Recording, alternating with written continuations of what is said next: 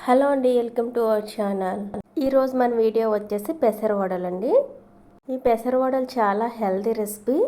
Morning బ్రేక్ఫాస్ట్కి అయినా evening snacks కింద అయినా సరే చేసుకోవచ్చు. చాలా టేస్టీగా అయితే ఉంటాయండి పెసర వడలు.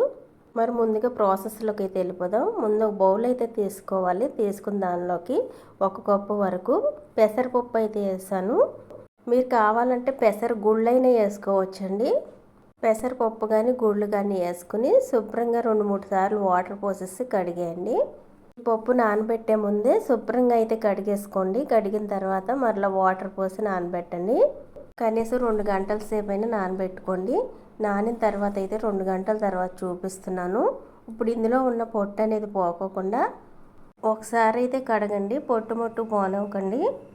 చూడండి, ఇలా కడిగిన తర్వాత గ్రైండర్లో కానీ మిక్సీలో కానీ గ్రైండ్ చేసుకోండి. నేనైతే మిక్సీలో అయితే గ్రైండ్ చేస్తున్నానండి. అస్సలు వాటర్ అనేది లేకోకుండా పప్పునైతే వేసుకోవాలి. కొంచెం వాటర్ వచ్చినా సరే లూజ్ అయిపోతుంది పిండి అయితే. అస్సలు వాటర్ రాకోకుండా పప్పునైతే వేసుకుని గ్రైండ్ చేసుకోండి. నేను వచ్చేసి 2 సార్లు కింద అయితే గ్రైండ్ చేస్తున్నాను ఈ పప్పుని. మీరు ఒకేసారి గ్రైండ్ చేసుకున్నట్లయితే ఇందులో కొంచెం పప్పు అయితే పక్కకు తీసుకుని 2 గుప్పుల వరకు పక్కకు తీసుకుని గ్రైండ్ చేసుకోండి. మరీ మెత్తగా కాకుండా కొంచెం కోర్సుగా గ్రైండ్ చేసుకోవాలి.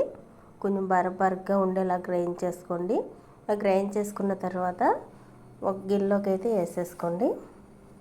ఇలా పిండిని వేసేసిన తర్వాత మరలా అదే జార్లోకి మిగిలిన పప్పును కూడా వేసేసుకోండి. వేసే ముందు మటు కొంచెం పప్పును అయితే తీసుకుని పక్కనైతే పెట్టుకోండి. పెసరపప్పు అయినా పెసర గుళ్ళైనా సరే కొద్దిగా తీసుకుని 2 కప్పుల వరకు వేరే గిన్నెలోకి అయితే వేసేసుకోండి. నేనైతే లాస్ట్లో కొద్దిగా అయితే ఉంచేసాను. ఇప్పుడు మరలా గ్రైండ్ చేసిన పిండిని కూడా అదే పిండిలోకి అయితే వేసేయండి. వేసేసిన తర్వాత నెక్స్ట్ వచ్చేసి ఒక చిన్న మిక్సీ జార్ అయితే తీసుకుని అందులోకి ఒక ఉల్లిపాయని ముక్కల కింద అయితే కట్ చేసి వేసుకోండి. నెక్స్ట్ వచ్చేసి 3-4 పచ్చిమిర్చిని అయితే ముక్కల కింద చేసి అయితే వేసుకోండి. అలాగే 1 ఇంచు వరకు అల్లాన్ని కూడా పొట్టు తీసేసి ముక్కల కింద కట్ చేసి వేసుకొని మెత్తగా అయితే గ్రైండ్ చేసేయండి. చూడండి, ఇలా మెత్తగా గ్రైండ్ చేసేసిన తర్వాత పెసరపిండిలోకి అయితే వేసేసుకోండి. ఇలా ఉల్లిపాయ పచ్చిమిర్చి పేస్ట్ వేసేసిన తర్వాత మనం ముందుగా పక్కన పెట్టుకున్న పెసరపప్పు కానీ పెసర గుళ్ళు తీసుకున్నట్లయితే మీరు పెసర గుళ్ళు కానీ ఇందులోకి అయితే వేసేసుకోండి. వేసిన తర్వాత దీన్ని తగ్గట్టుగా సాల్ట్ అయితే వేసుకోవాలి. ఇప్పుడు ఒకసారి పెసరపప్పుని ఇలా నలుపుతూ మ్యాష్ చేయండి. మీరు ఒకవేళ గుళ్ళు తీసుకున్నట్లయితే గుళ్ళుని బద్దల కింద ఎలాగైతే మ్యాష్ చేసుకుంటూ ఇలా చేతితో నలుపుకుంటూ మొత్తం కలిసేట్టుగా ఈ విధంగా కలిపేయండి. ఇలా కలిపేసిన తర్వాత ఇప్పుడు డీప్ ఫ్రై సరిపడా ఆయిల్ అయితే పెట్టేయండి. హై ఫ్లేమ్లో కాగనివ్వాలి.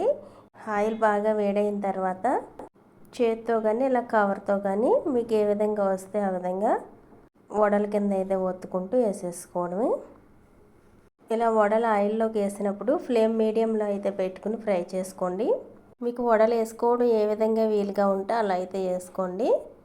నేనైతే ఇప్పుడు కవర్ మీద అయితే వేస్తున్నాను. ఇలా ఆయిల్ సరిపడా వడలు వేసేసిన తర్వాత వెంటనే అయితే రెండో వైపుకి తిప్పుకోకుండా 2 నిమిషాలు అలా ఫ్రై అవనిచ్చి తర్వాత అయితే తిప్పండి. ఇవి లోపల వరకు ఉడికి మంచి కలర్లోకి వచ్చి ఫ్రై అయ్యేదాకా ఈ విధంగా ఫ్రై అయ్యేదాకా అయితే ఫ్రై అవనివ్వండి. ఇలా ఫ్రై చేసిన తర్వాత అయితే తీసేయండి. ఇప్పుడు మిగిలిన పిండిని కూడా సేమ్ అదే విధంగా వడల కింద ఒత్తుకుని వేసేసుకోవచ్చు. మీరు కావాలంటే ఇదే పిండిని గారెల కింద కూడా వేసుకోవచ్చు, మధ్యలో హోల్ చేసి. అదేవిధంగా ఈ పిండితో పునుగులు కూడా వేసుకోవచ్చు అండి. ఇలా పిండి అంతటిని నేనైతే ఈరోజు వడల కింద అయితే చేస్తాను. ఇలా ఈజీగా టేస్టీగా అయితే పెసర వడలను అయితే వేసేసుకోవచ్చు. కనీసం దీంట్లోకి ఏ చట్నీ కూడా అవసరం లేదు. చట్నీ లేకపోయినా సరే చాలా టేస్టీగా అయితే ఉంటాయి వడలు. ఈ రెసిపీ మీకు నచ్చినట్లయితే ఈ వీడియోకి అయితే ఒక లైక్ చేయండి, సబ్స్క్రైబ్ చేసుకోండి.